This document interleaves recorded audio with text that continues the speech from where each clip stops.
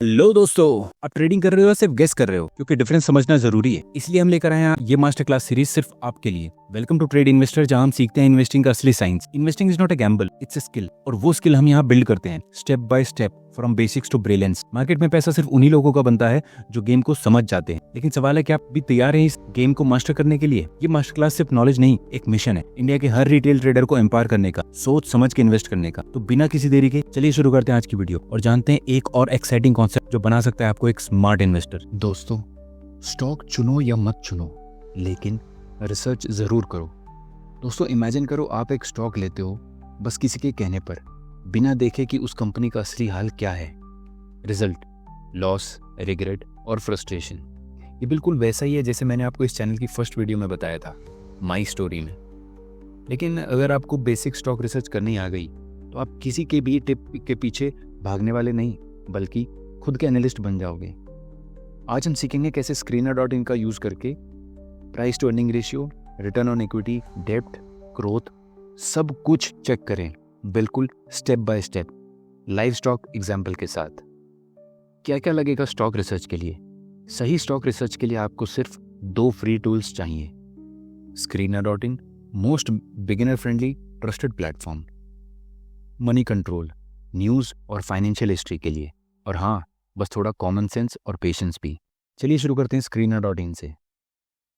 Let's take Infosys, एक popular Indian IT stock. देखिए इसके टॉप समरी पे price to earning ratio around 25, return on equity around 29%, डेप्ट to equity almost 0। That's amazing. यहाँ आपको एक नज़र में कंपनी के हेल्थ का स्नैपशॉट मिल जाता है। वहीं कंपनी की market cap stands eight 6.7 lakh crore. Return on equity or return on capital employed are exceptional and stands at almost 30 to 35%. Promoter holding is 14.6% along with substantial FII and DII holding. Debt to equity is 0.09, almost 0 के बराबर है, यानी company पर कोई उधार नहीं। दोस्तों, ये 3 पैरामीटर्स ज़रूर देखो। इन्फोसिस के एग्जाम्पल में हमने अभी देखा, उसी को क्विकली समझ लेते हैं। प्राइस टू अर्निंग रेशियो जो बताता है कि कंपनी शेयर सस्ता है या महंगा। रिटर्न ऑन इक्विटी या return on capital employed, company कितना पैसा कमा रही है। डेप्ट टू इक्विटी, कितना कर्जा ले रखा है। अगर ये तीनों हेल्दी हैं तो आपका स्टॉक भी हेल्दी है। नीचे आपको देखेगा 10 ईयर फाइनेंशियल डेटा, जिसमें revenue, net profit, EPS etcetera. यहाँ देखते हैं कि क्या कंपनी कंसिस्टेंटली ग्रो कर रही है या नहीं। सेल्स, अगर आप लास्ट 10 ईयर्स की सेल्स देखें तो कंसिस्टेंटली ग्रो की हुई दिख रही है। EPS 23.31 से बढ़कर 64 पहुंच गया फिलहाल। ऑपरेटिंग प्रॉफिट, जो कभी 13,000 करोड़ होता था, आज ऑलमोस्ट 40,000 करोड़ है। डिविडेंड हिस्ट्री, कंपनी ने अपनी क्रेडिबिलिटी दिखाते हुए और शेयर होल्डर्स को रिवॉर्ड करने के लिए कंसिस्टेंटली बेहतरीन डिविडेंड दिया है। जहाँ कंपनी पहले 34% डिविडेंड दिया करती थी, वहीं आज लगभग 67% डिविडेंड देती है।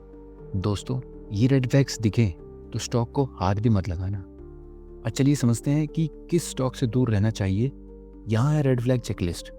Price to earning ratio greater than 80 plus no profit growth, return on equity less than 10% और इनकंसिस्टेंट प्रॉफिट्स, डेप्ट to equity ratio greater than 2, promoter holding अगर 35% से कम हो या शेयर्स प्लेज्ड हो तो वो एक रेड फ्लैग हो साबित हो सकता है। 3 साल का प्रॉफिट कंटिन्यूसली गिरता हुआ। ये रहा सांगी इंडस्ट्रीज लिमिटेड, काफ़ी पॉपुलर नाम था, बट देखते हैं आज इसका क्या हाल है।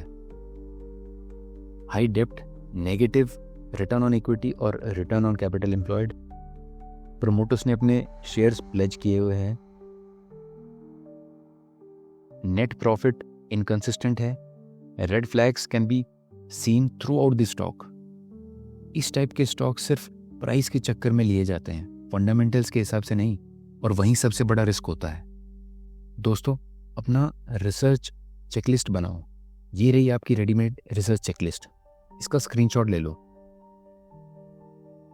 Price to earning ratio less than 30 with industry context, return on equity greater than 15% and return on capital employed greater than 15%. Debt to equity should be lesser than 0.5 and promoter holding 50% से ज़्यादा रहे तो बेहतर। consistent profits and consistent sale growth. No major pledging or audit remarks. Screen पे add to watch list का button use करो और stocks को ट्रैक किया करो। आज एनालिस्ट कल इन्वेस्टर। तो अब आप समझ गए हो, स्टॉक का नाम मिल जाने से काम नहीं चलता। रिसर्च करो, एनालाइज करो और खुद अपना decision low. That's how real investors grow. अगला एपिसोड में हम करेंगे stock market indices explain, Nifty, Sensex, bank Nifty और उनका रियल मीनिंग। लाइक, शेयर और सब्सक्राइब ज़रूर करो अगर आपको ये वीडियो वैल्यूएबल लगा। और याद रखो, सीखो, समझो, तब इन्वेस्ट करो। और इस मार्केट में नए सोल्जर नहीं, स्मार्ट सोल्जर बनना है, यानी कि स्मार्ट इन्वेस्टर।